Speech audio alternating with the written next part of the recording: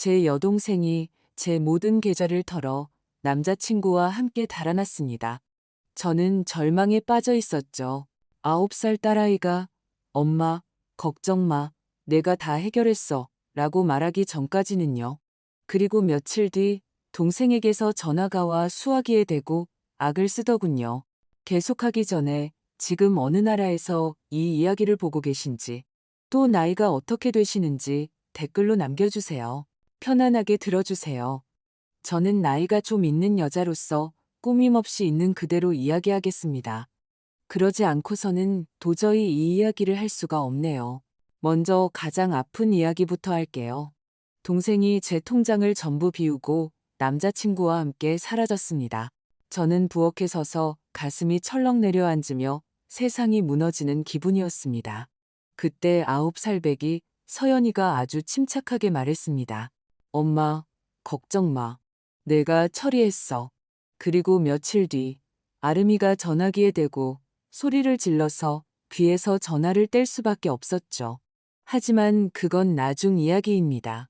먼저 제가 누구인지, 그리고 어떻게 이런 상황까지 오게 되었는지부터 말씀드릴게요. 제 이름은 강지우입니다. 그때 저는 35이었고 서울에 살고 있었습니다. 혼자 서연이를 키우면서 이혼 후 빠졌던 깊은 수렁에서 거의 다 빠져나오고 있었죠. 아름이가 제 삶에 들어온 건 제가 7살 때였습니다. 전주에서 처음 올라왔던 날이 기억납니다.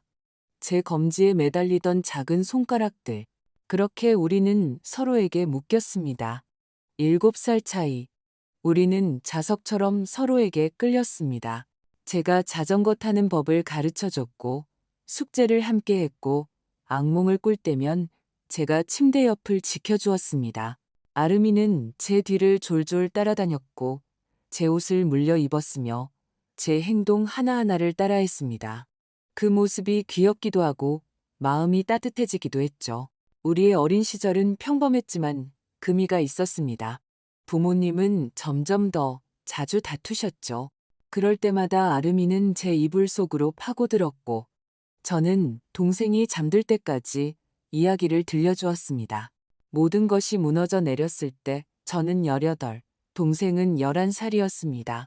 부모님의 이혼은 요란했습니다. 서로에게 네가 쟤한테 말해, 나는 안가 같은 말을 떠넘기기 바빴죠. 엄마는 새 출발을 하겠다며 아주 먼 지방으로 떠나셨고, 아빠는 일과 자기보다 어린 새 여자친구에게 빠져 집에 드물게 나타났다가 죄책감 어린 한숨을 쉬고는 다시 사라지곤 했습니다. 저는 대학교 진학을 미뤘습니다. 누군가는 아름이 곁에 남아 있어야 했으니까요. 아침에 동생을 깨워 학교에 보내고 밥을 먹이고 공책을 확인했습니다. 저녁에는 찌개를 끓이고 다시 숙제를 봐주고 머리를 따주고 6시에 알람을 맞췄습니다. 그렇게 매일이 반복됐죠. 아빠는 가끔 네가 그 모든 짐을 짊어질 필요는 없어라고 말했지만 저는 내 동생이잖아요 라고 대답했습니다. 그때는 그게 참 간단한 문제였습니다. 아름이가 고등학생이 되었을 때 저는 투잡을 뛰었습니다. 제 동기들은 이미 졸업하고 사회로 나아가고 있었지만 저는 낮에는 카페에서 커피를 내리고 밤에는 식당에서 쟁반을 들고 뛰어다녔습니다. 하지만 아름이는 밝고 재능 있는 아이로 자랐고 친구도 잘 사귀고 노력도 많이 했습니다. 동생이 대학교에 장학금을 일부 받고 합격했을 때 저는 마치 제 졸업장을 받은 것처럼 자랑스러웠습니다.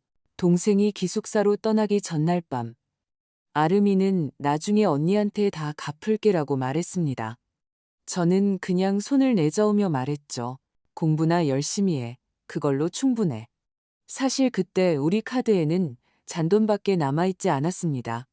기숙사비 이불, 공책을 사는데 전부 써버렸거든요. 25에 저는 박준서 씨를 만났습니다. 훤칠하고 매력적이고 보조개가 있는 미소를 가진 믿음직해 보이는 사람이었죠. 1년 연애 후 결혼했고 곧 임신했습니다.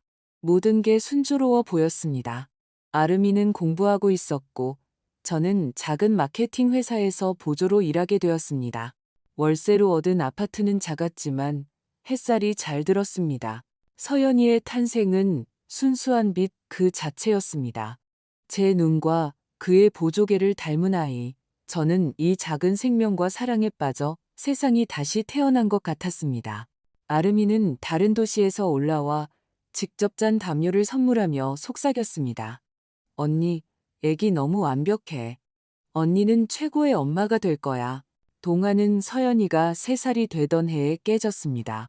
준서 씨는 귀가가 늦어지기 시작했고 휴대폰은 잠겨 있었습니다.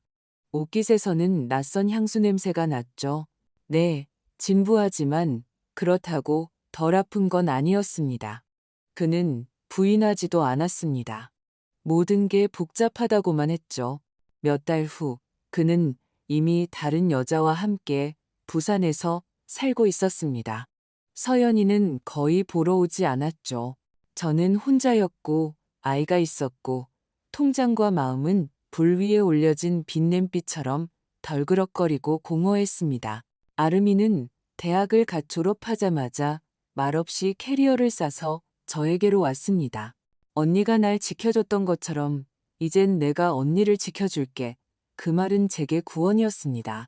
동생은 서연이를 돌봐주고 찌개를 끓여주고 제가 그저 누워서 침묵하고 싶을 때 저를 웃게 만들었습니다.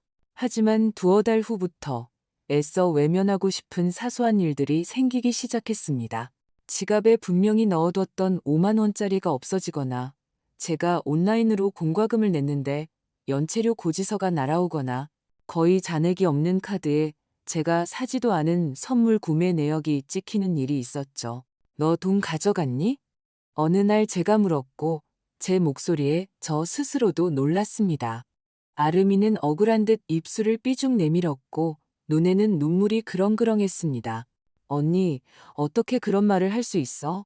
아마 장 보면서 쓰고 말하는 걸 잊었나 봐. 미안해. 저는 그 질문을 한 것이 부끄러워졌습니다.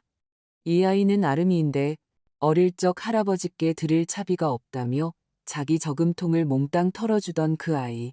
서연이가 처음 열이 났을 때 밤새 곁을 지켜주던 그 아이인데 가져갔다면 필요했겠지. 푼돈을 세서 뭘 하나 싶었습니다. 1년 뒤 아름이는 근처에 작은 원룸을 얻어나갔지만 거의 매일 들렀고 제 마감이 급할 때면 서연이를 돌봐주며 큰 도움이 되었습니다. 서연이는 아름이 이모를 정말 좋아했습니다. 아름이 이모는 작은 깜짝 선물을 가져왔고 토요일마다 함께 아이스크림을 먹고 부엌의 베개로 요새를 만들고 만화를 봤습니다. 돌이켜보면 신호는 있었습니다. 단지 제가 그것들을 양탄자 밑으로 쓸어 넣었을 뿐이죠. 사랑하면 그 그림을 지키기 위해 변명을 만들어내게 되니까요. 이혼 후 5년째 저는 마침내 삶의 균형을 되찾았습니다. 야간 강의를 듣고 산더미 같은 야근을 해가며 저는 보조에서 마케팅 매니저로 성장했습니다. 월급도 달라졌고 근무 시간도 인간다워졌으며 서연이와 보낼 시간도 많아졌습니다. 엄마, 이제 덜 피곤해 보여. 서연이가 말했죠. 아이는 꼼꼼한 손놀림으로 파스타 소스를 저으며 말했습니다. 저는 처음으로 제 미래를 생각할 수 있게 되었고, 괜찮은 학교가 있고, 시끄럽지 않은 조용한 동네에 방 3개짜리 작은 아파트를 샀습니다. 열쇠를 받던 날, 저는 문이 삐걱이는 소리까지 기억합니다. 서연이는 방들을 뛰어다니다가 창이 있는 가장 작은 방을 자기 방으로 골랐습니다. 구석으로 비치는 햇살이 아이의 책상 위로 정확히 떨어졌습니다. 우리 이제 이사 안 가지? 응? 서연이가 진지하게 물었습니다. 여긴 우리 집이야. 저는 대답했고 제 자신도 그 말을 믿었습니다. 재정적으로 정말 안정이 되자 저는 꿈꿔왔던 일을 실행에 옮겼습니다. 3개의 적금 통장을 따로 개설했죠.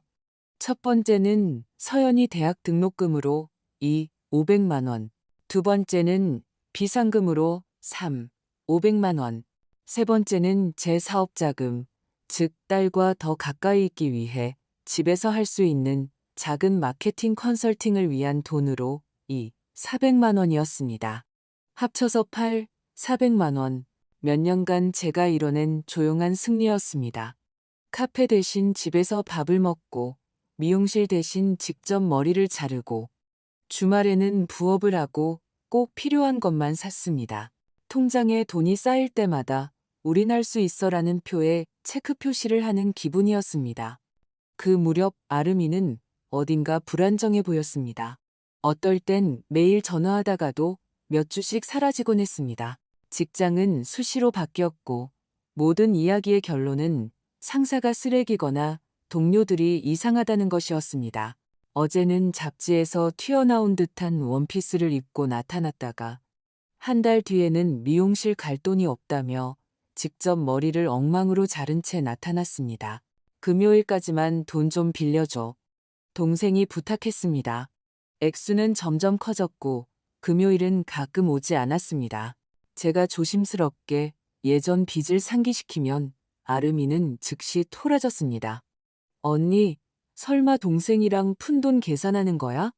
이상하게도 그 말은 정확히 제게 밝혔습니다. 저는 돈을 붙이며 가족이잖아라고 스스로를 위로했습니다. 그러다 그 남자가 나타났습니다. 최민준. 잘생기고 자신감 넘치고 광고에서 막 튀어나온 듯한 남자였죠. 새하얀 치아, 몸에 딱 맞는 셔츠. 아름이가 아르바이트하던 바에서 만났다고 했습니다. 동생은 금세 사랑에 빠져 끝없이 그에 대해 이야기했습니다. 야심찬 아이디어, 프로젝트, 곧 시작될 사업. 무슨 사업인데? 제가 그를 알아보려고 집에 저녁 식사를 차려놓고 물었습니다. 무역업이요. 그가 가볍게 웃으며 말했습니다.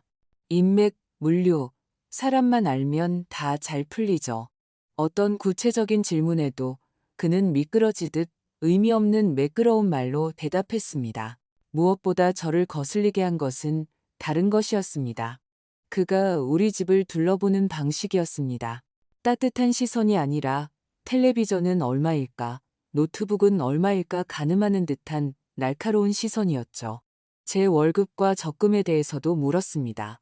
저녁 식사 후 서연이가 제 소매를 잡아당겼습니다. 나 저 아저씨 싫어. 왜 우리 물건을 이상하게 쳐다봐?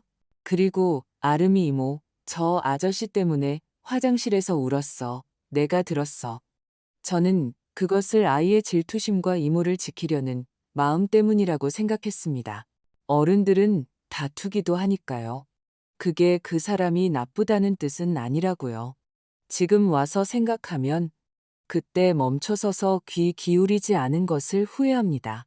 9살 아이가 때로는 더 잘 보니까요.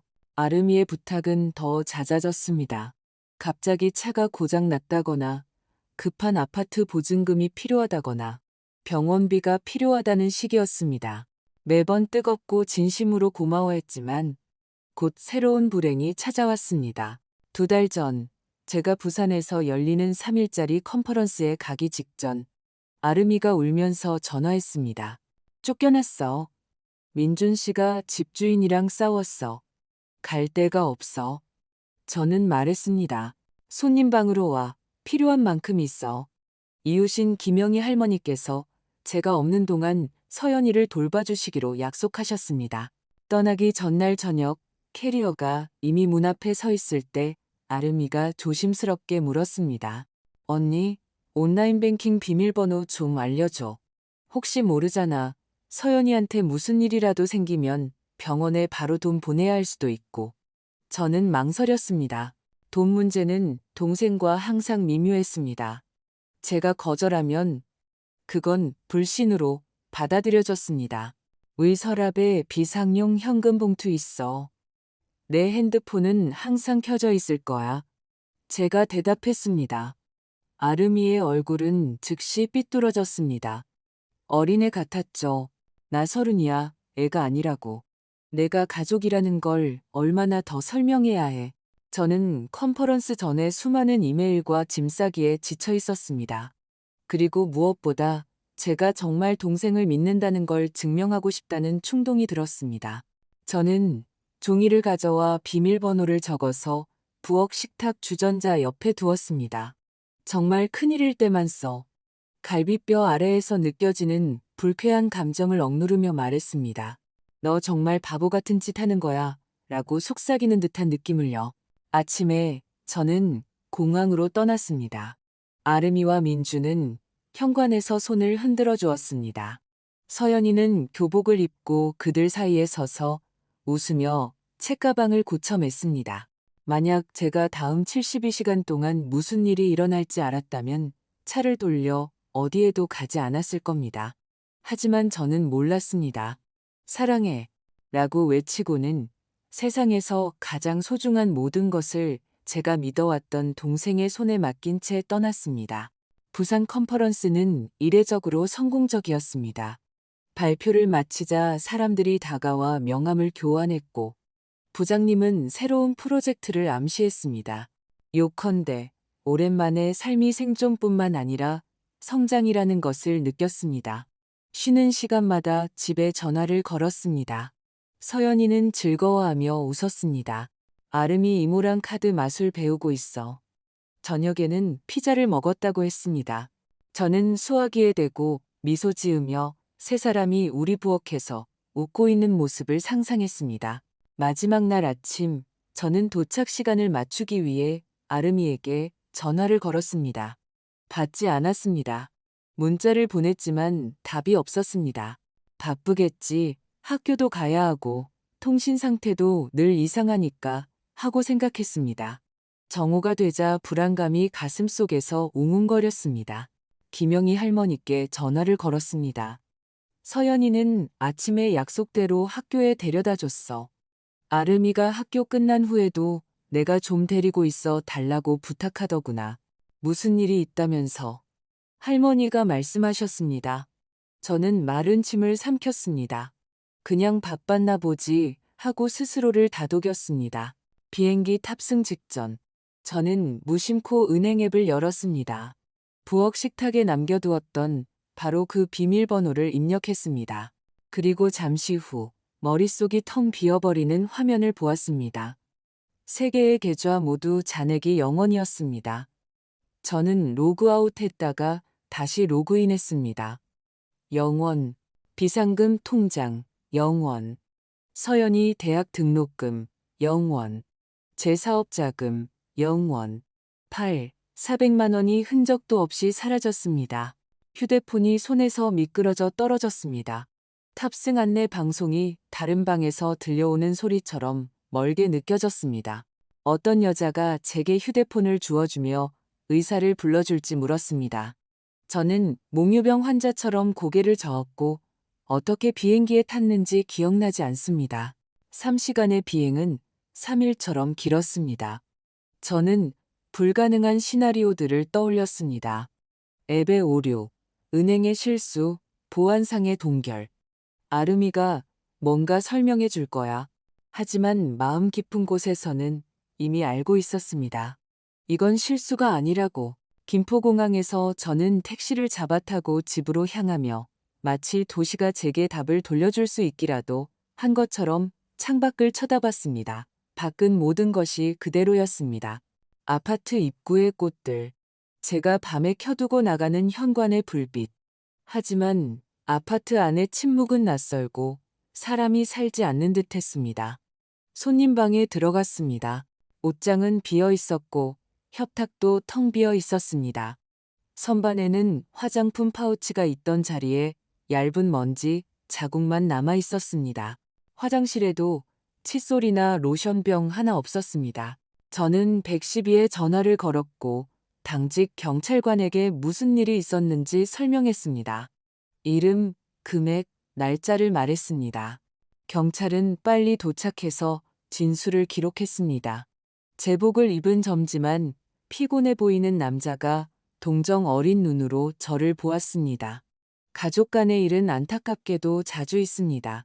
돈을 돌려받기는 어렵지만 신고는 접수하고 조사하겠습니다. 모든 접속 정보, 비밀번호, 카드는 바꾸시고 재발급 받으세요. 그들이 떠난 후 저는 오랫동안 부엌에 앉아 하얀 벽을 쳐다봤습니다. 몸이 얼음장처럼 차갑고 무거웠습니다. 마치 한 번에 10번의 겨울감기에 걸린 것 같았죠. 그리고 맞은편의 박철수 아저씨께 전화를 걸었습니다. 혹시 무언가 보셨을까 해서요. 어제 저녁에 캐리어를 싣던데요. 급한 일이 있는 줄 알았지. 요즘 바쁘지 않은 사람이 어디 있나. 아저씨는 죄송스러운 목소리로 말했습니다. 저는 감사 인사를 하고 전화를 끊었지만 손가락은 계속 떨렸습니다. 배달 음식 메뉴가 든 서랍을 열자 저 구석에서 작은 쪽지를 발견했습니다. 5글자, 미안해, 어쩔 수 없었어.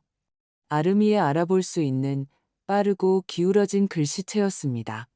어쩔 수 없이 언니와 조카의 학자금을 훔쳤다고? 가장 끔찍한 일은 서연이에게 모든 것을 설명하는 것이었습니다. 9살 아이에게 그토록 숭배하던 이모가 우리 안전에 기반해서 벽돌을 빼내 갔다는 사실을 어떻게 말해야 할까요? 저는 김영희 할머니 댁으로 아이를 데리러 갔고 집으로 걸어오는 동안 부드러운 말을 찾으려 애썼지만 그런 일에 부드러운 말이란 존재하지 않았습니다. 우리는 거실에 앉았습니다. 저는 숨을 들이마셨지만 목소리는 떨렸습니다. 서연아, 안 좋은 일이 생겼어. 아름이 이모랑 민준 아저씨가 우리 통장에서 돈을 전부 인출해서 우리한테 말도 없이 떠났어. 서연이는 침을 꿀꺽 삼켰습니다. 내 대학 등록금도? 조용히 물었습니다. 응, 우리 아가. 제가 말했습니다. 그러자 눈물이 터져 나왔습니다. 돈 때문에, 지난 세월 때문에, 어리석은 믿음 때문에. 그리고 나 저 아저씨 싫어라는 아이의 말을 듣지 않은 것 때문에. 그리고 이것이 내가 그토록 지키려 했던 우리 가족의 모습이라는 사실 때문에 저는 손바닥에 이마를 묻고 숨을 쉴 수가 없었습니다. 서연이는 옆에 가만히 앉아 있었습니다.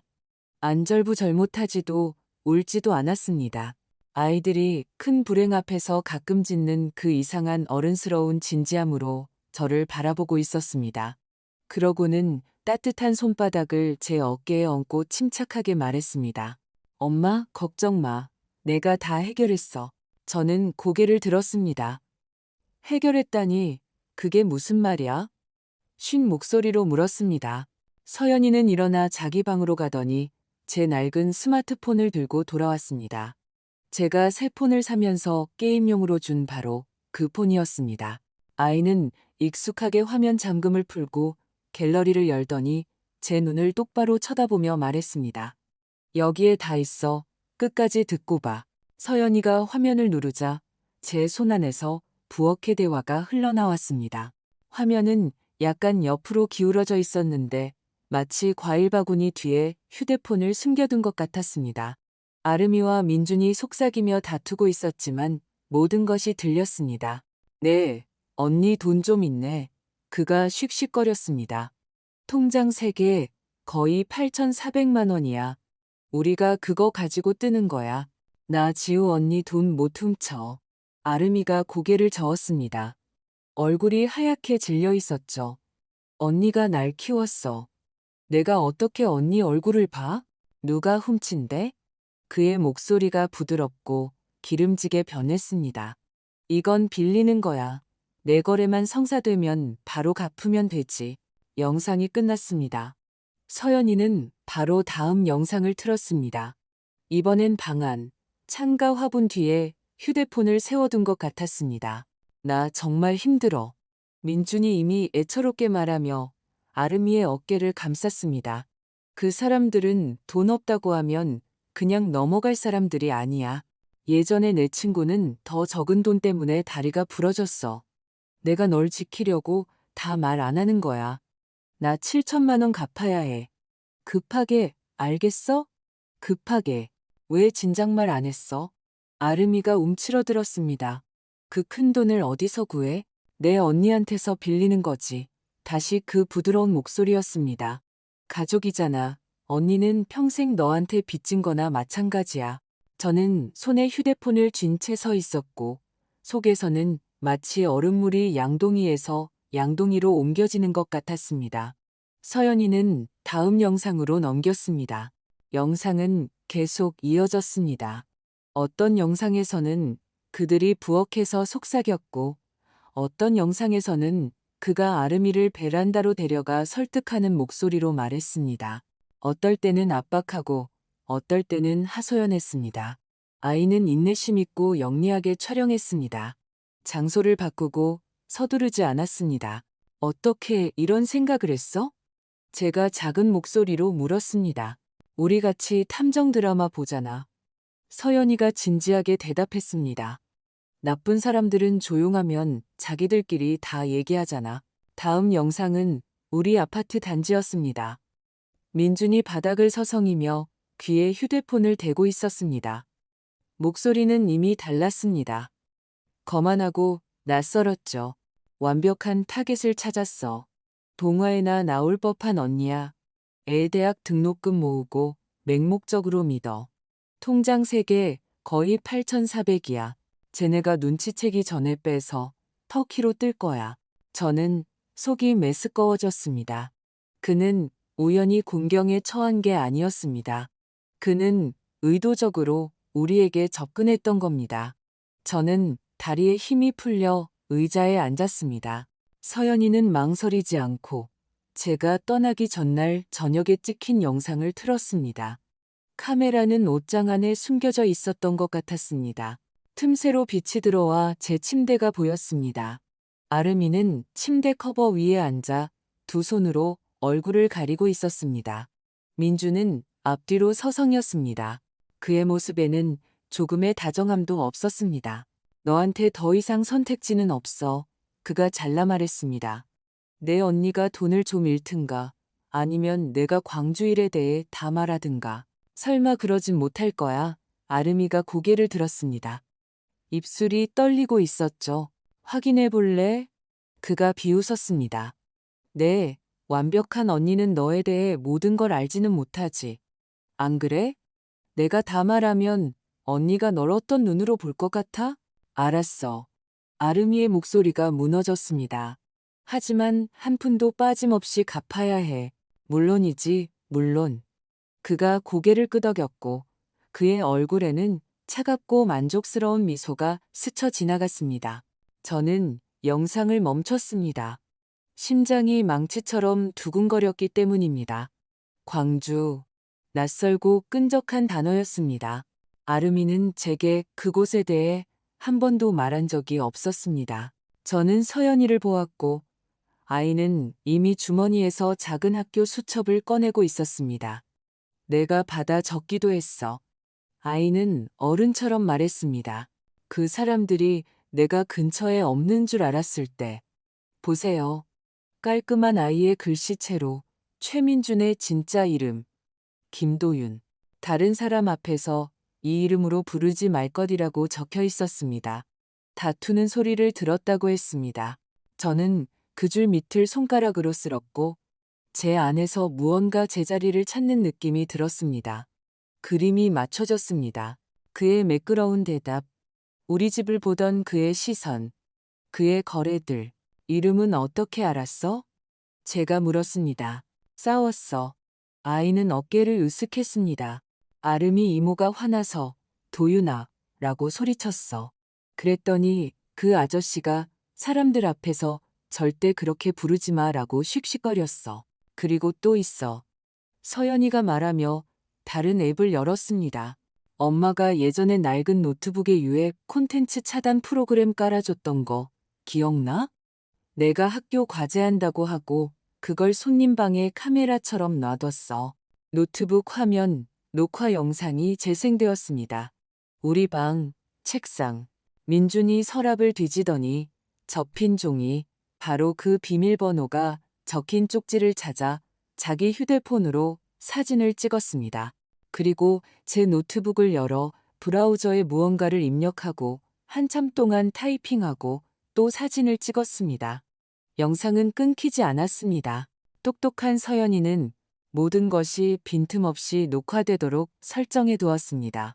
내가 전부 클라우드에 올려놨어. 혹시 휴대폰 뺏겨도 우리한테 증거가 남도록. 아이가 조용히 말했습니다. 저는 아이를 끌어당겨 꽉 안았습니다. 아이는 작고 따뜻한 우유와 샴푸 냄새가 났지만 말은 어른처럼 했습니다. 왜 진작 나한테 말 안 했어? 제가 물었고 목소리가 저도 모르게 갈라졌습니다. 말했잖아. 아이는 눈을 피하지 않고 똑바로 쳐다봤습니다. 그 아저씨가 물건 쳐다보는 거랑 싸우는 거랑 엄마는 내가 질투하는 거라고 했잖아. 그래서 엄마가 날 믿게 하려고 녹음하기 시작했어. 저는 너무 부끄러워서 숨고 싶었습니다. 저는 아이의 머리를 쓰다듬었습니다. 미안해. 엄마가 내 말을 들었어야 했는데 내 잘못이야. 어른도 실수할 때가 있어. 아이는 9살이 아닌 것처럼 진지하게 대답했습니다. 중요한 건 이제 우리가 진실을 안다는 거야. 저는 고개를 끄덕였습니다. 이제 행동할 때였습니다. 저는 경찰서에 다시 전화를 걸었지만 이번에는 수사관과 연결해달라고 요청했습니다. 누가 어떻게 계좌에 접근했는지 증명할 영상과 음성 파일이 있습니다. 이름도 있고 녹취록도 있습니다. 저편에서는 이번엔 기계적으로 듣지 않고 귀에 깊게 제 말을 들었습니다. 메신저로 아무것도 보내지 말고 증거 자료를 가지고 직접 와달라고 했습니다. 내일 아침에 오실 수 있습니까?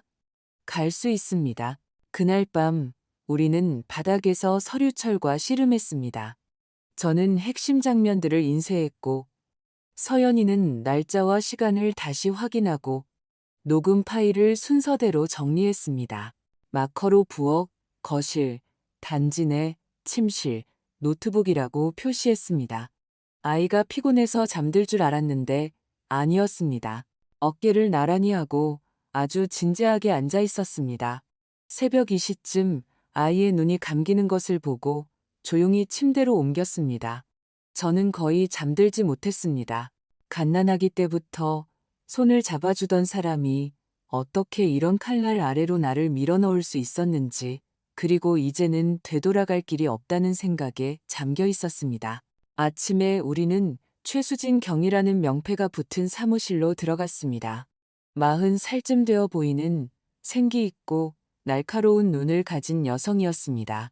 그녀는 침착하게 제 이야기를 듣고 녹화 파일을 틀어달라고 했습니다. 몇 번 되감아 보라고 요청했죠. 김도윤이라는 이름이 들리는 부분에 이르자 그녀는 몸을 약간 앞으로 기울여 컴퓨터에 무언가를 입력하더니 말했습니다. 한 가지 확인해 봅시다. 그녀는 우리 쪽으로 모니터를 돌렸습니다. 화면에 사진이 떴고 제 등골이 오싹해졌습니다. 미소 없는 익숙한 얼굴이었습니다. 아무래도 당신의 민준 씨는 화려한 이력을 가지고 있는 것 같군요. 최경희가 말했습니다. 아주 다채로운 이력이요. 제 속이 차갑게 식었습니다. 그건 한 가지를 의미했기 때문입니다. 우리는 단순한 가족 싸움이 아니라 누군가의 잘 짜인 사기극에 휘말렸다는 것을요. 그 후 사건은 빠르게 진행되었습니다. 우리는 최경희 앞에서 모든 것을 서류로 옮겼습니다. 그녀는 부서 번호를 적고 돈이 어디로 어떻게 빠져나갔는지 물었습니다. 은행에 자료를 요청하기 위한 동의서를 받았고 인터넷에 아무것도 올리지 말고 모든 사본은 USB와 종이로 보관하라고 지시했습니다. 서연이에게는 어른 직원을 칭찬하듯 진지하게 칭찬했습니다. 아주 체계적으로 자료를 모았구나. 어른들도 이렇게 하긴 힘든데 저는 제 9살 딸 작은 따은 머리와 주근깨를 보며 생각했습니다. 아마도 우리 중에서 가장 어른스러운 건 이 아이일 거라고. 예비조사 결과 당신의 민준 씨, 즉 김도윤은 최경희가 펜을 흔들며 말했습니다. 이전에도 여러 지역에서 비슷한 사건에 연루된 적이 있습니다. 다른 이름을 썼지만 수법은 동일합니다. 가까운 사람을 통해 신뢰를 얻고 계좌에 접근한 뒤 사라지는 거죠. 증거를 가지고 바로 오신 건 정말 잘한 일입니다. 지금 바로 수배 명단을 보내고 카드 내역, CCTV, 통신사 조회를 요청하겠습니다. 가능성은 있습니다. 가능성이라는 단어가 이틀 만에 처음으로 제 안에 무언가를 움직였습니다. 우리는 그녀에게 USB, 인쇄물, 제 낡은 휴대폰과 서연이의 폰을 남겼습니다. 모든 것은 목록에 따라 인계되었습니다. 집에 돌아와서 저는 비밀번호를 바꾸고 카드를 정지시키고 재발급을 신청하고 가능한 모든 것에 이중인증을 설정했습니다. 밤새 잠 못 이루고 배관에서 공기가 도는 소리를 들으며 한 가지 생각만 했습니다. 내가 왜 그 쪽지를 식탁에 두었을까? 답은 없었고 공허함만 남았습니다. 3일 뒤 최경희에게서 전화가 왔습니다. 목소리는 업무적이고 감정이 없었습니다. 제주도에서 흔적을 찾았습니다. 애월의 한 호텔입니다. 당신 카드 결제 내역이 있고 CCTV 영상도 확보했습니다. 현지 팀이 이미 움직이고 있습니다. 아마 일부 금액은 카지노에서 탕진했을 가능성이 높지만 전부는 아닐 겁니다. 거래 내역 확인과 신원 확인을 위해 출석이 필요할 수 있습니다. 체포 기회가 생기는 대로 동료들에게 알리겠습니다. 저는 감사 인사를 하고 전화를 끊었지만 손은 마치 중요한 시험을 앞둔 것처럼 계속 떨렸습니다.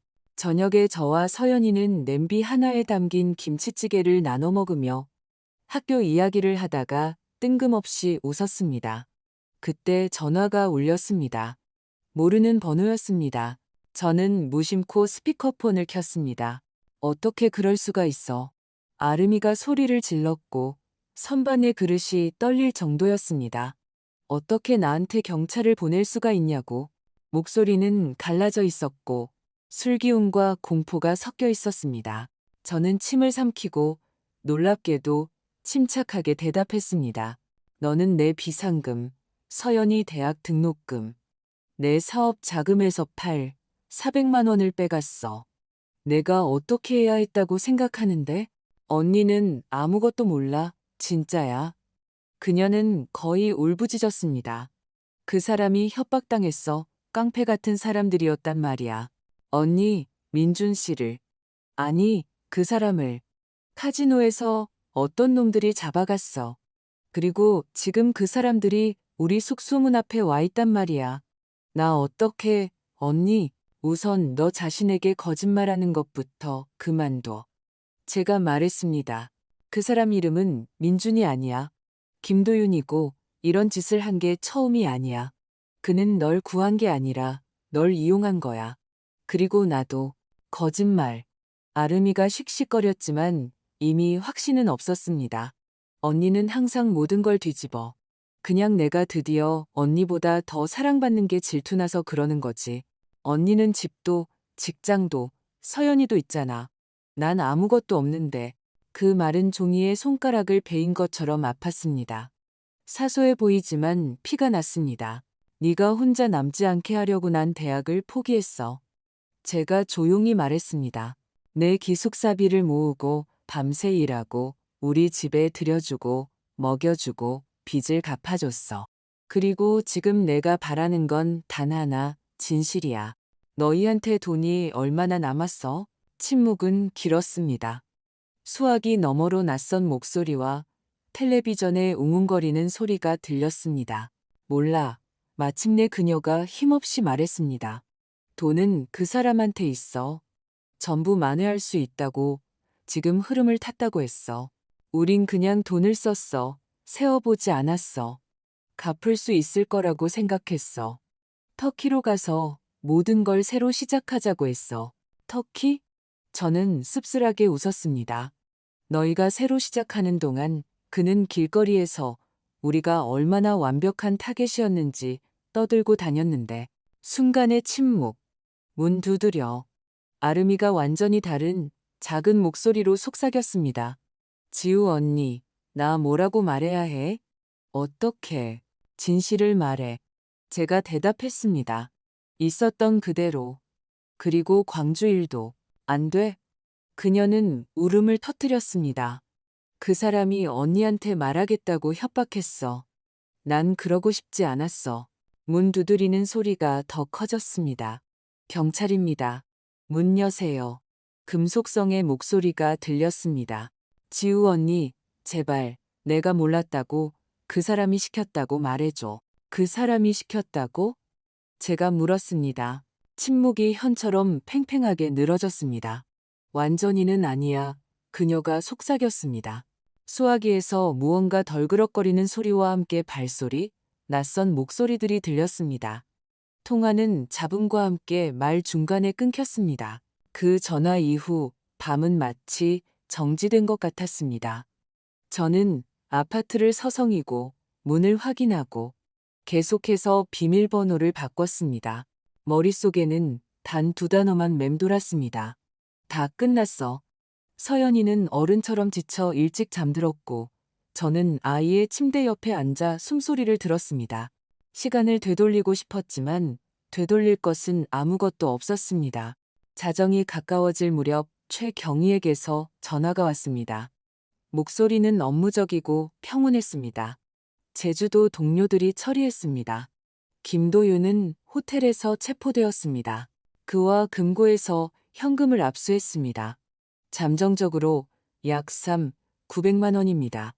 일부는 탕진했지만 전부는 아닙니다. 당신 동생은 공범으로 체포되어 진술하고 있습니다. 내일 오전에 공문을 보낼 테니 신원 확인과 공식적인 절차를 위해 오셔야 합니다. 그리고 그녀는 목소리를 약간 부드럽게 했습니다. 이 정도 증거가 있으면 적어도 일부 금액을 돌려받고 주범에 대한 판결을 받을 가능성이 높습니다. 저는 감사 인사를 하고 나서야 비로소 숨을 내쉴 수 있었습니다. 기쁨은 아니었습니다. 그냥 공기가 다시 공기가 된 느낌이었습니다. 아침에 서연이와 저는 말없이 아침을 먹었습니다. 아이가 물었습니다. 엄마, 아름이 이모 감옥 가? 그건 나도 몰라. 제가 솔직하게 말했습니다. 이모가 진실을 말하고 협조하느냐에 따라 많이 달라질 거야. 진실은 말해야지. 서연이가 초등학교 선생님처럼 고개를 끄덕였습니다. 엄마가 항상 그렇게 말했잖아. 저는 아이를 김영희 할머니 댁에 맡기고 서류와 USB, 인쇄물을 챙겨 공항으로 갔습니다. 제주도로 가는 비행기는 돌아올 때보다 짧게 느껴졌습니다. 머릿속에서는 이미 누구에게 무엇을 보여주고 질문에 어떻게 답하고 울거나 무너지지 않을 방법을 계획하고 있었습니다. 제주도의 경찰서에서는 모든 것이 간단하고 냉정했습니다. 서류, 목록, 사본. 그 후 저는 40살 정도의 한 여성에게 안내되었습니다. 단정한 쪽머리, 차분한 눈, 엄격한 재킷. 명패에는 이혜원 검사라고 적혀 있었습니다. 앉으세요, 강지우 씨. 그녀는 서두 없이 말했습니다. 상황은 알고 있습니다. 주 피의자는 김도윤입니다. 전과가 화려하더군요. 당신 사건은 사기, 절도, 불법 정보 접근입니다. 동생분은 더 복잡합니다. 초범이지만 사건에 가담했습니다. 집에 대한 접근, 비밀번호, 공동행위 등. 저는 고개를 끄덕였습니다. 목이 말랐습니다. 원칙적으로 이 검사가 말을 이었습니다.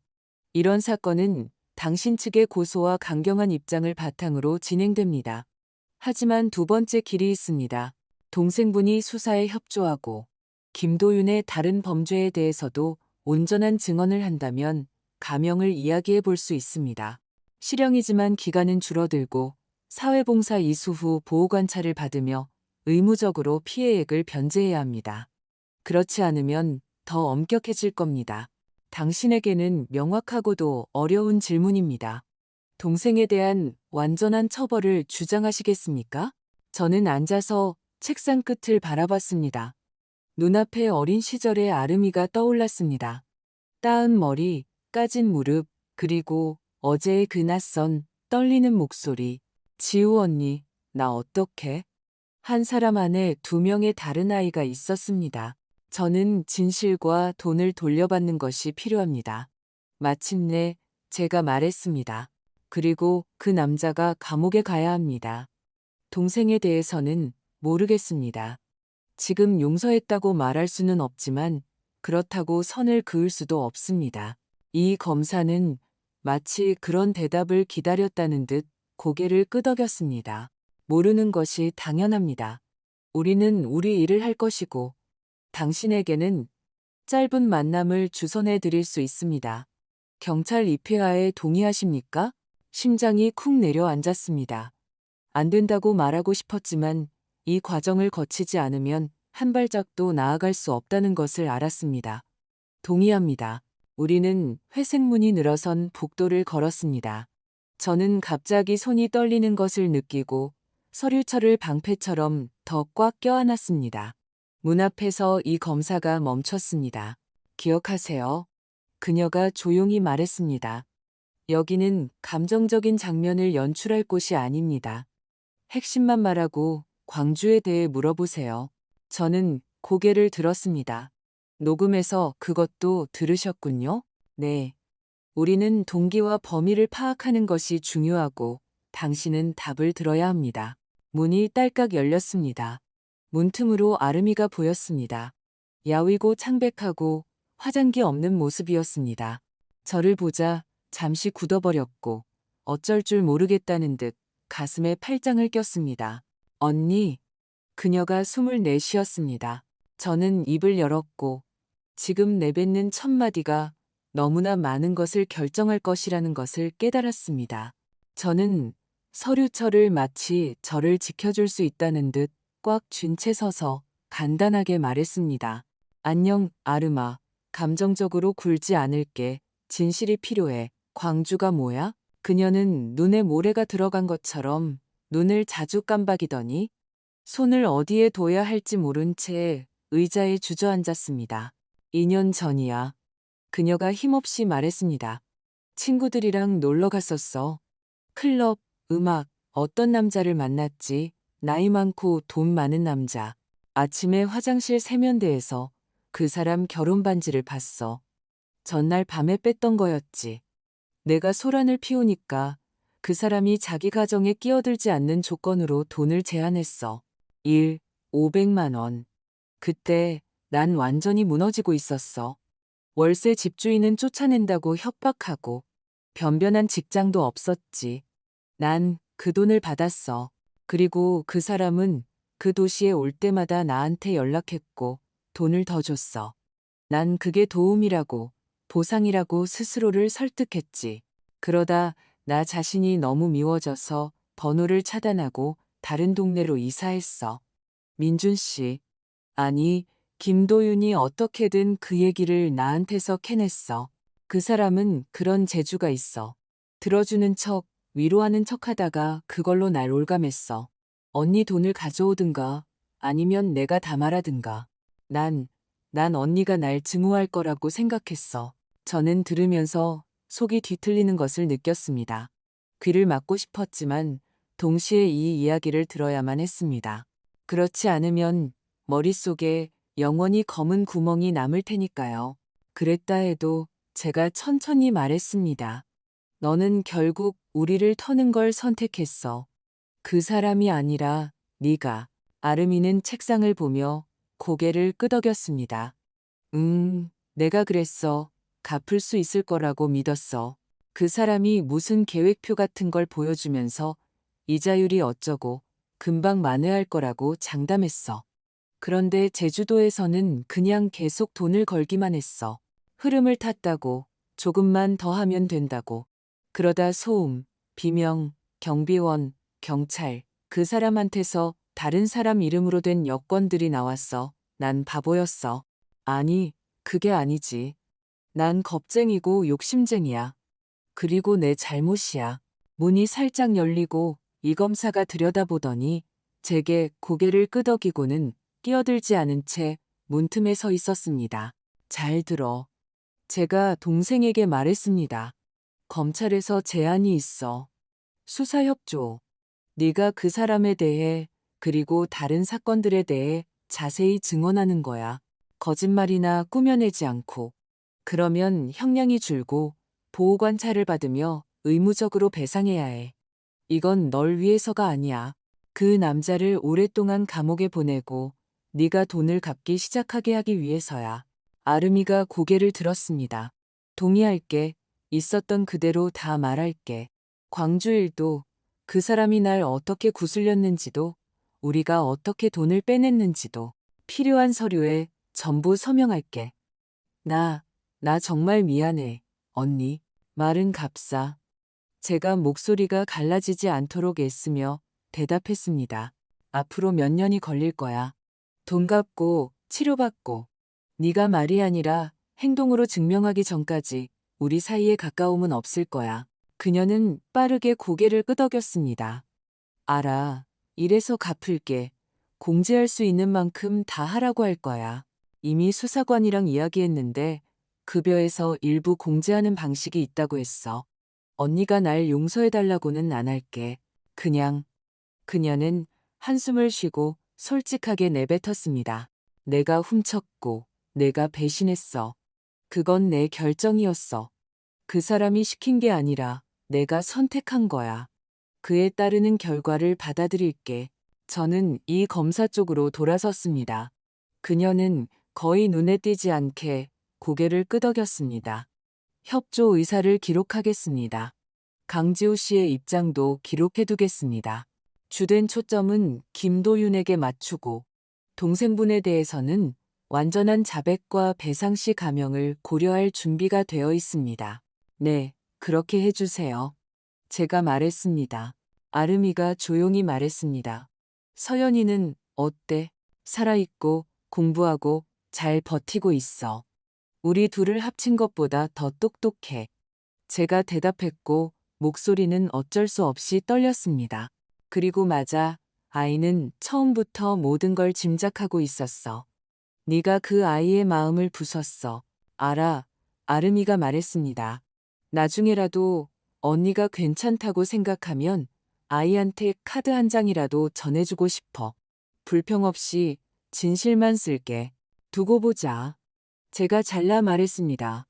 아무것도 약속 못해. 이 검사가 경찰에게 신호를 보냈습니다. 우리는 일어섰습니다. 아름이가 갑자기 제 쪽으로 반발짝 다가오더니 보이지 않는 벽에 부딪힌 듯 멈춰 섰습니다. 하나만 말해줘. 그녀가 속삭였습니다. 언젠가 날 미워하지 않을 수 있을까? 난 널 미워하지 않아. 제가 솔직하게 대답했습니다. 사랑하지만 신뢰가 없어. 그리고 그게 언제 생길지 나도 몰라. 그녀는 마치 판결을 받아들이는 것처럼 고개를 끄덕였고 끌려나갔습니다. 저는 복도에 남아 차가운 벽에 기대어 눈을 감았습니다. 여기서 무너지지 않기 위해서였습니다. 저녁에 저는 임시로 배정된 숙소에 앉아 서연이에게 전화를 걸었습니다. 엄마, 괜찮아? 아이가 바로 물었습니다. 괜찮다고 하기엔 좀 그렇지. 저는 목소리로 웃어 보이려 애썼습니다. 하지만 모든 게 진행되고 있어. 그 아저씨는 체포됐고 돈 일부도 찾았어. 이모랑도 얘기했고 협조한대. 그거 잘 됐네. 서연이가 말했습니다. 너무 간단해서 제 마음이 편해졌습니다. 엄마 내일 집에 와. 내일 서류 작업이 있어. 제가 설명했습니다. 그리고 모레 갈게. 내가 핫케이크 만들어 놓을게. 김영희 할머니가 주신 그 잼 발라서. 알았지? 우리는 학교와 아이의 동아리에 대해 조금 더 이야기했습니다. 아이는 자기가 만든 게임 코드의 작은 암호에 대해 자랑했고, 저는 비로소 진심으로 웃었습니다. 전화를 끊자 협탁 위에는 프로토콜, 목록, 사본 등 제 모든 서류가 벽돌처럼 쌓여 있었습니다. 그것들과 함께 있으니 마음이 더 편안했습니다. 아침에는 다시 경찰서, 서명, 증언, 지폐와 물품 확인, 금고에서 제 낡은 노트가 발견되었습니다. 이상하게도 현금보다 그 노트 때문에 마음이 더 아팠습니다. 종이, 생각의 깃털들, 그것들도 낯선 사람들의 손에 닿았습니다. 점심 전에 최경희에게서 전화가 왔습니다.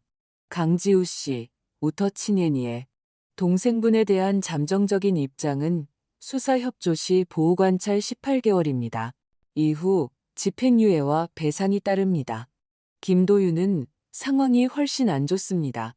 사건도 많고 지역도 다양하고 예전 사건들도 있습니다. 형량이 길 겁니다. 질문이 있습니다. 피해액 전액을 청구하시겠습니까? 당연하죠. 제가 말했습니다. 한 푼도 빠짐없이요. 좋습니다. 그리고 그가 이미 거래를 시도하며 다른 버전을 제시하고 있습니다. 당신의 녹화 파일이 핵심입니다. 필요하다면 대질신문에 출석할 준비를 하십시오. 알겠습니다.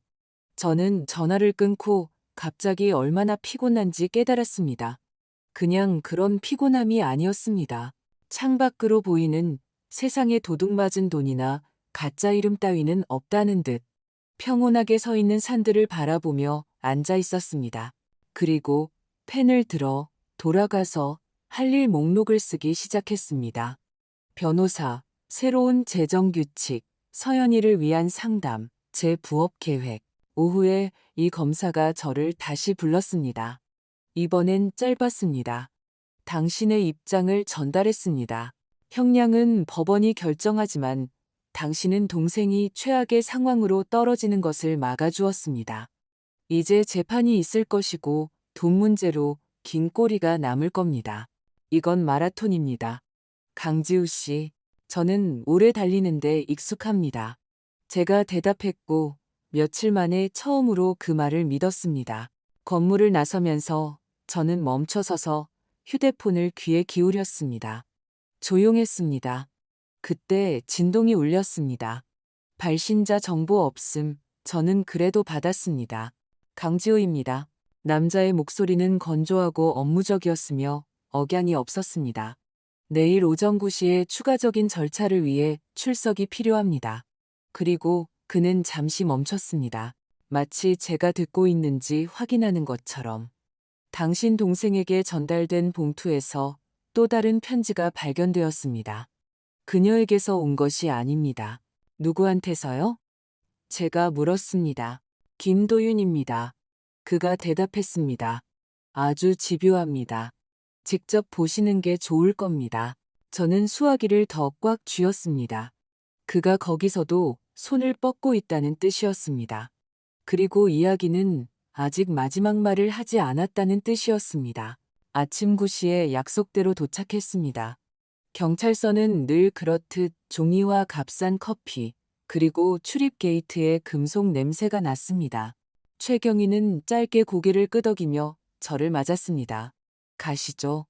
편지는 자료에 포함되어 있습니다. 사본을 만들어 두었고 원본은 우리가 보관합니다. 종이는 얇고 회색빛이었으며 서둘은 흔적이 역력했습니다. 줄은 삐뚤빼뚤했고 어떤 곳은 피랍이 너무 강해 종이가 거의 찢어질 뻔했습니다. 김도윤이 쓴 것이었습니다.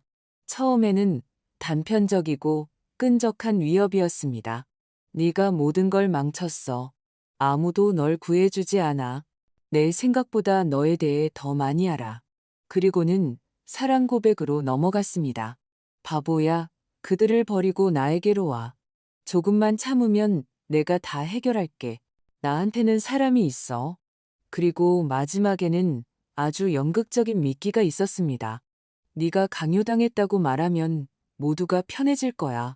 전형적이죠. 최경희가 건조하게 말했습니다. 압박, 그 다음엔 사랑, 그리고 거래. 우리는 이것을 증거로 제출합니다. 그리고 당신 동생은 그와 대화하지 않을 것이며 그에게서 온 편지는 휴지통에 버리라고 전해달라고 했습니다. 아마도 그곳의 상담사가 거리를 두는 법을 잘 가르쳐주고 있는 것 같습니다. 저는 고개를 끄덕였습니다. 마음이 편해지면서도 동시에 불안해졌습니다. 그가 포기하지 않는다는 것은 그 주변의 여자들이 항상 굴복하는 것에 익숙해져 있다는 뜻이니까요. 그 후에는 건조한 작업이 이어졌습니다. 저는 검찰에서 온 안경 쓴 남자가 있는 방으로 안내되었습니다. 우리는 인쇄물을 대조했습니다. 그는 변호인 측이 조작되었다고 주장할 빌미를 주지 않기 위해 영상 보관 과정에 대해 질문했습니다. 누가 찍었고, 어디에 있었고, 언제 클라우드에 올렸는가? 저는 대답했습니다. 서연이가 미리 수첩에 자기 글씨로 모든 것을 적어두었습니다. 날짜, 시간, 휴대폰을 둔 곳. 남자는 입꼬리를 살짝 올리며 웃었습니다. 따님이 체계적이시군요. 저는 그저 고개를 끄덕였습니다. 목이 메었습니다. 오후에 이 검사가 짧은 회의에 저를 불렀습니다. 앞으로의 절차를 설명했습니다. 예비 대질 신문 가능성, 재판 준비. 압수된 돈의 일부는 이미 특별 계좌에 입금되어 있었습니다. 그 돈은 판결 후에야 돌려받을 수 있었습니다. 나머지는 피해액으로 처리되어 법원이 승인하면 동생의 수입에서 몇 년에 걸쳐 공제될 것이었습니다. 오래 걸릴 겁니다. 빠른 기적은 기대하지 마세요. 이 검사가 말했습니다. 기대하지 않습니다. 제가 대답했고 그건 사실이었습니다. 기적은 끝났고 삶이 시작되었습니다. 저녁에 아름이가 교도소에서 허가된 전화로 연락했습니다. 목소리는 조용하고 차분했습니다. 언니, 그 사람한테서 편지 왔었어. 안 읽었어. 그냥 거기 두라고 했어. 상담사 선생님이 그 사람이 생각날 때마다 실제로 있었던 일에 대해 10줄씩 쓰라고 했어. 나 지금 쓰고 있어. 불필요하게 전화 안 할게. 그냥 알리려고. 나 대질 신문도 법정에 나가서 모든 걸 말하는 것도 동의해. 토시 하나 안 틀리고. 알았어. 제가 말했습니다. 그리고 그래, 읽지 마. 그건 독이야. 알아. 그녀가 한숨을 쉬었습니다. 서연이 꼭 안아주고 고맙다고 전해줘. 아침에는 다시 서류, 복도, 리놀륨 바닥 위를 걷는 발소리. 저는 김도윤 측 변호사와 짧은 면담에 불려갔습니다. 젊고 자신감 넘치는 제 적금 절반은 조끼 될 법한 양복을 입은 남자였습니다. 그는 사소한 것을 묻고 시간을 헷갈리게 하려 했고 아이가 이해하지 못했을 수도 있다는 듯 행동했습니다. 저는 시험 보듯 침착하게 녹취록으로 돌아갔습니다. 날짜, 소리, 목소리, 완벽한 타겟이라는 말에 그의 눈꺼풀이 떨렸습니다. 제대로 짚었다는 뜻이었죠. 저녁이 되어서야 집에 돌아갈 수 있었습니다. 서연이가 목에 매달렸습니다. 밀가루와 바닐라 냄새가 났습니다. 약속했던 핫케이크를 구워놓았더군요. 우리는 부엌에서 먹었고 저는 며칠 만에 처음으로 음식 맛을 느꼈습니다. 그리고 아이는 제게 자기가 만든 게임을 보여주었습니다. 우스꽝스러운 캐릭터가 단서를 모으고 잘못된 것을 선택하면 이전 단계로 돌아가는 게임이었습니다. 인생 같아. 아이가 진지하게 말했습니다. 저는 고개를 끄덕였고 우리는 둘 다 미소 지었습니다. 회사에서는 모든 것이 알려지자 동료들이 제가 전혀 예상치 못한 일을 했습니다. 지우와 서연이를 위한 긴급 비상금이라는 이름으로 자기들끼리 그리고 고객들 사이에서 모금을 시작했습니다. 약 0만 원이 모였습니다. 저는 부장님 앞에서 그대로 울음을 터뜨렸습니다. 그는 말했습니다. 갚지 말고 그냥 앞으로 나아가요. 그 돈이 구멍을 메워주지는 못했지만 발밑이 텅 비었다는 느낌은 메워주었습니다. 동시에 저는 서연이를 학교 상담사에게 예약했고 주말에는 우리 둘 다 상담을 받았습니다. 모든 것을 속에 담아두는 것보다 이야기하는 것이 훨씬 도움이 되었습니다. 상담사는 간단한 말을 했습니다. 경계선은 잔인함이 아니라 보살핌입니다. 저는 그 말을 종이에 적어 책상 앞에 붙여두었습니다. 몇 주 후, 재판 날짜가 정해졌다는 통지를 받았습니다. 김도윤에게는 여러 건의 사건이 묶여 있었습니다. 우리 건은 하나였지만 영상과 증인이 있어 확실했습니다. 아름이에 대해서는 그의 재판에서 협조 사실을 고려하여 별도로 결정될 것이었습니다. 이 검사가 직접 전화했습니다. 견딜 수 있다면 오세요. 당신의 출석이 중요합니다. 재판 당일 저는 일찍 일어나 머리를 방해되지 않도록 묶었습니다. 늘 그랬듯 모든 서류를 서류철에 깔끔하게 정리했습니다. 스스로 더 강해 보이기 위해서였습니다. 서연이는 김영희 할머니 댁에 남았습니다. 아이는 작별 인사를 하며 말했습니다. 엄마, 기억해. 우리는 지금 진실을 위해 싸우는 거야. 그리고 진실은 소리치지 않아. 그냥 서 있는 거야. 저는 그 어린아이의 말에 지팡이처럼 의지하며 걸어갔습니다. 법정은 특별한 침묵이 흐릅니다. 기침 소리조차 다릅니다. 일어서 주십시오. 재판을 시작하겠습니다. 검사가 낭독하고 변호사가 고개를 끄덕이고 제복 입은 사람들이 의자를 밉니다. 모든 것이 마치 제가 선수가 아니라 말인 체스게임 같았습니다. 그래도 무서웠습니다. 김도윤이 경찰과 함께 들어왔습니다. 미소 없는 얼굴, 미끄러지지만 집요한 시선. 그는 마치 밀어낼 사람을 고르듯 방청석을 훑어보았습니다. 순간 그의 눈이 저에게 멈췄습니다. 저는 시선을 피하지 않고 버텼습니다. 옆 두 줄 건너에는 아름이가 앉아 있었습니다. 창백했지만 허리를 꼿꼿이 펴고 있었습니다. 저는 이 검사가 그녀에게 거의 눈에 띄지 않게 고개를 끄덕이는 것을 보았습니다. 숨 쉬어. 검사는 사실관계, 이름, 금액, 기간, 불특정 인물, 카드, 카메라, 주소부터 시작했습니다.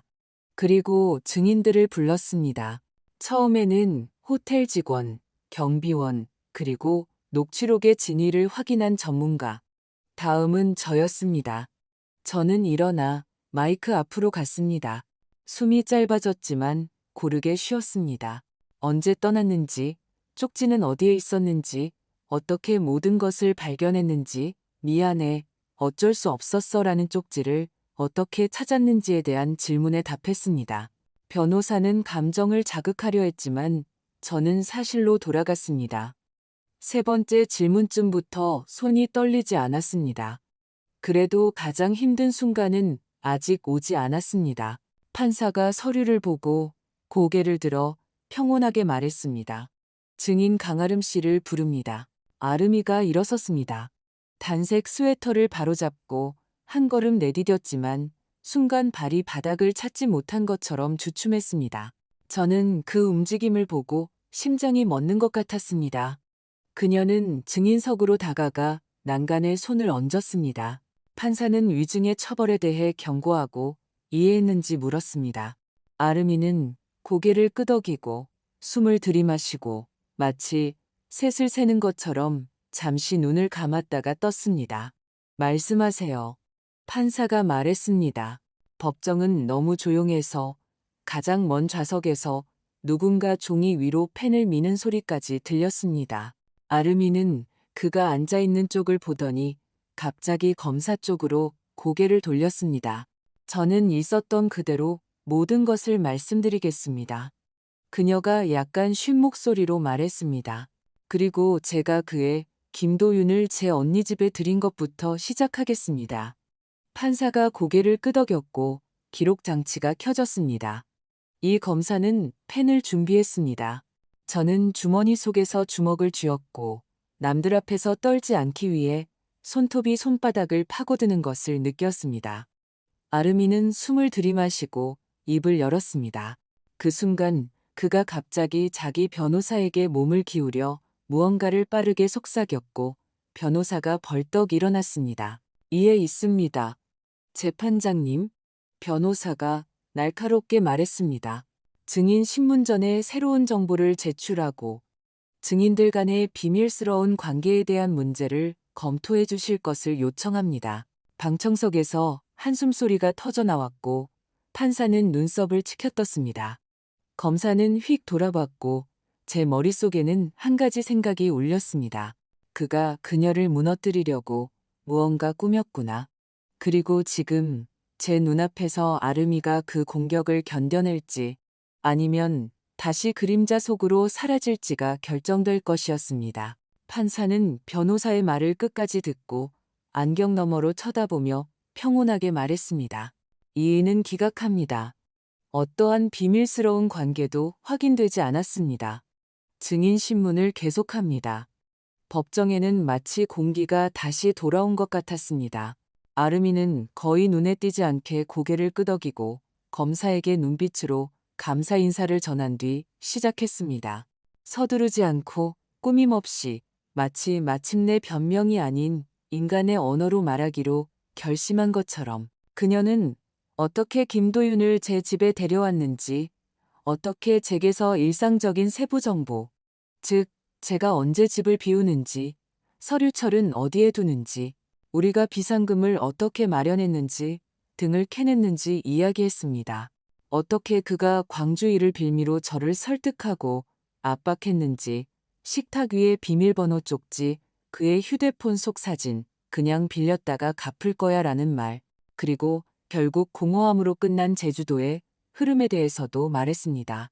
내가 훔쳤고, 내가 배신했다는 말은 돌멩이처럼 둔탁하게 울렸지만 처음으로 그것을 밀어내려는 시도 없이 들렸습니다. 변호사는 압박, 착각, 사랑에 빠졌다는 점 등을 물고 늘어지려 했지만 모든 가명 사유에는 녹취록, 날짜, 제 인쇄물, 누군가의 서명이 있었습니다. 완벽한 타겟이라는 말에 방청석에서 누군가 기침을 했습니다. 저는 일어나서 나는 타겟이 아니다라고 말하고 싶었지만 그럴 수 없었습니다. 법정에서는 발언권이 주어진 사람만 말할 수 있으니까요. 그리고 그때 그것은 중요하지 않게 되었습니다. 아르미는 버텼습니다. 억울함에 갇히지도 사랑을 지키려 하지도 않고 그저 서서 대답했습니다. 판결은 그날 바로 나오지 않았습니다. 재판은 긴 실처럼 이어졌습니다. 공판, 휴정, 서류. 하지만 마침내 판사가 낭독하는 순간 피고인 김도윤, 유죄, 징역 12년에 처한다. 형은 교도소에서 집행한다. 방청석은 마치 그때까지 숨을 참고 있었던 것처럼 숨을 내쉬었습니다. 아르미에 대해서는 별도의 조항이 있었습니다. 죄를 인정하고 수사에 협조한 점을 감안하여 사회봉사 이수 조건부 보호관찰 18개월, 이후 집행유예 기간 동안 피해액 전액을 변제할 것. 저는 통로에 서 있었습니다. 손가락 마디가 하얘질 정도로 서류철을 꽉 쥐고 한 가지 간단한 생각을 했습니다. 동화는 끝났다. 이제 장거리 경주가 시작되었다. 그 후에는 꾸밈이 없었습니다. 압수된 약 900만 원을 돌려받기 위한 절차를 밟으라는 연락을 받았습니다. 나머지는 카지노와 다른 경로로 사라졌습니다. 그 돈은 피해액으로 기록되었고 이는 몇 년에 걸쳐 아르미의 수입에서 공제될 것을 의미했습니다. 저와 서연이는 집으로 돌아왔습니다. 저는 책상에 앉아 계획을 짰습니다. 변호사, 엄격한 예산, 이중 인증이 필요한 별도 계좌, 다시는 식탁 위에 쪽지를 두지 않을 것, 저와 아이를 위한 심리 상담, 저녁에 부업을 하되 몸이 상할 정도의 초과 근무는 하지 않을 것, 동료들이 모아준 약일 0만 원. 부장님은 갚지 말아요 라고 말했고 처음으로 직책이 아닌 사람처럼 보였습니다. 회사에서는 제가 밤새 매달렸던 프로젝트로 저를 옮겨주었고 몇 달 후 승진시켜 주었습니다. 이건 영화도 승리의 음악도 아니었습니다. 그냥 월말의 살림이 조금 나아졌을 뿐입니다. 우리는 매주 먹던 피자를 격주 토요일에 먹게 되었고 서연이는 이걸로도 충분해. 우리한테 중요한 건 상자 위에 동그라미가 아니라 함께 있는 거잖아 라고 말했습니다. 저는 웃으면서 동시에 울었습니다. 서연이는 그 시간 동안 비 온 뒤에 풀처럼 쑥쑥 자랐습니다. 코딩 동아리에서 만든 첫 게임은 캐릭터가 단서를 모으고 진짜와 가짜를 구별하는 법을 배우는 내용이었습니다. 학교 상담사는 말했습니다. 아이가 트라우마에 갇히지 않았습니다. 그것을 도구로 만들었네요. 저는 들으면서 제가 모든 똑똑한 책들보다 9살짜리에게서 더 많이 배우고 있다고 생각했습니다. 아르미는 교도소에서 담담한 편지를 보내왔습니다. 불평도. 언니는 이해하지? 같은 말도 없었습니다. 구내식당에서 일하고 있어. 월급은 적지만 공제는 되고 있어. 상담 치료도 받고 있어. 나 자신에게 거짓말하지 않는 법을 배우는 중이야. 처음에는 하루 5분씩, 이제는 더 길게. 혹시 괜찮다면 명절에 서연이한테 카드 한 장 전해줘. 처음에는 미뤄두었습니다. 준비가 안 됐었죠. 그러다 서연이에게 간단한 꽃 그림과 미안해라는 네 문장이 담긴 카드 한 장을 보여주었습니다. 서연이는 읽고 한참 말이 없다가 말했습니다. 나 이모한테 답장하고 싶어. 들었어. 옳은 일을 하라고. 그 후 우리는 함께 짧은 편지를 썼습니다. 사랑의 같은 말은 없었고 명확한 단어들과 진실을 말해줘서 고맙다는 한마디뿐이었습니다. 1년 반 뒤 아름이는 석방되었습니다. 정기적으로 신고하고 호텔 식당에서 웨이트리스로 일하며 상담 치료를 계속하라는 명령을 받았습니다. 공제액은 늘어났고 그건 옳은 일이었습니다. 저는 공원에서, 낮에, 벤치에서 포옹 없이 한 번 만나기로 동의했습니다. 우리는 말없이 앉아 연못과 오리들을 바라봤습니다. 서연이는 자기 새 프로젝트를 보여주었습니다. 안전한 길을 찾고 다리를 놓는 소녀에 대한 게임이었습니다. 아름이는 입술이 아닌 눈으로 조용히 인간적으로 미소 지었습니다. 가까이 말고 옆에 앉아도 되는지 허락을 구했고 짧은 카드 2장에 대해 고마워했습니다. 그녀는 말했습니다. 아무것도 바라지 않아. 그냥 내가 해야 할 일을 할 거야. 저는 대답했습니다. 그래, 그렇게 해야지. 이것은 우리는 예전처럼 돌아갔다는 이야기가 아닙니다. 우리는 예전으로 돌아갈 수 없고 그럴 필요도 없습니다. 이것은 공허한 맹세 대신 경계선이 생기는 이야기입니다. 네가 나한테 빚졌어가 내가 할 수 있는 만큼 갚을게로 바뀌는 이야기입니다. 가족이라는 단어가 모든 걸 참아를 의미하는 것을 멈추고 진실을 지지하고 남의 담을 넘지 마를 의미하게 되는 이야기입니다. 저와 서연이는 우리만의 리듬으로 살아갑니다. 평일에는 학교, 제일, 저녁 식사, 아이의 고양이와 제 차 한 잔. 주말에는 지하철역 근처 시장, 호떡, 김영희 할머니께 드리는 전화, 가끔은 영화. 저는 부끄러움 없이 떨림 없이 다시 돈을 세는 법을 배웠습니다. 비상금 통장에 작은 금액을 이체하고 반발짝터라고 체크 표시를 합니다. 아름이는 가끔 자기 근무에 대해 문자를 보냅니다. 힘든 날이었지만 버텼어. 무너지지 않았어. 돈 보냈어. 우리는 사람이 많은 곳에서 드물게 짧게 만납니다. 우리에게는 시간이 있고 우리는 더 이상 그것을 서두르지 않습니다. 가끔 사람들이 묻습니다. 용서했어요? 저는 솔직하게 대답합니다. 미워하는 것을 멈췄어요. 용서는 딸깍하고 모든 문이 열리는 열쇠가 아니에요.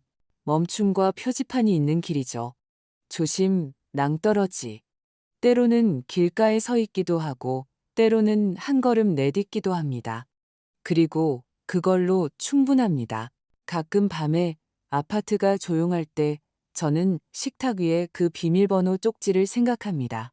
우리가 피곤함 때문에 잘 보이고 싶은 욕망 때문에 불신하는 사람으로 보일까봐 두려워서 스스로 우리 울타리에 구멍을 내는 것에 대해서요. 그리고 경계선은 사랑을 막는 담이 아니라 불행을 막는 담이라는 것을요. 그 담은 칠하고 고치고 문에 잠금 장치를 달고 확인하는 것을 부끄러워해서는 안 됩니다. 이 이야기의 교훈은 부엌 프라이팬처럼 간단합니다.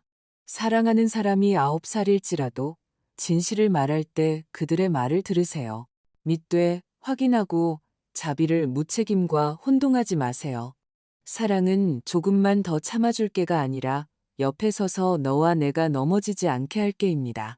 저와 서연이는 시장에서 돌아오고 있었습니다.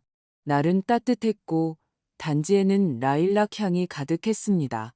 아이는 어른처럼 제 팔짱을 끼고 말했습니다. 엄마, 우리 내 게임 같아. 올바른 단서를 모으면 다음 단계가 열리잖아. 그럼 계속 나아가자. 제가 대답했습니다. 우리는 말없이 걸었고 그것은 팡파르도 남의 약속도 없는 새로운 시작이었습니다. 그냥 두 사람, 여자와 아이, 그리고 거칠애가 아니라 우리가 그 안에 살고 있기 때문에 불이 켜진 집. 그리고 문 뒤에는 이제 우리가 매일 저녁 잠그는 잠금 장치가 있었습니다. 이 이야기를 끝까지 들어주셔서 감사합니다. 댓글로 여러분의 나이와 어디에 사시는지 남겨주세요. 누가 우리를 보고 있는지 아는 것은 중요합니다. 좋아요를 누르고 채널을 구독해주세요. 앞으로 더 많은 실제 삶의 이야기들이 기다리고 있습니다.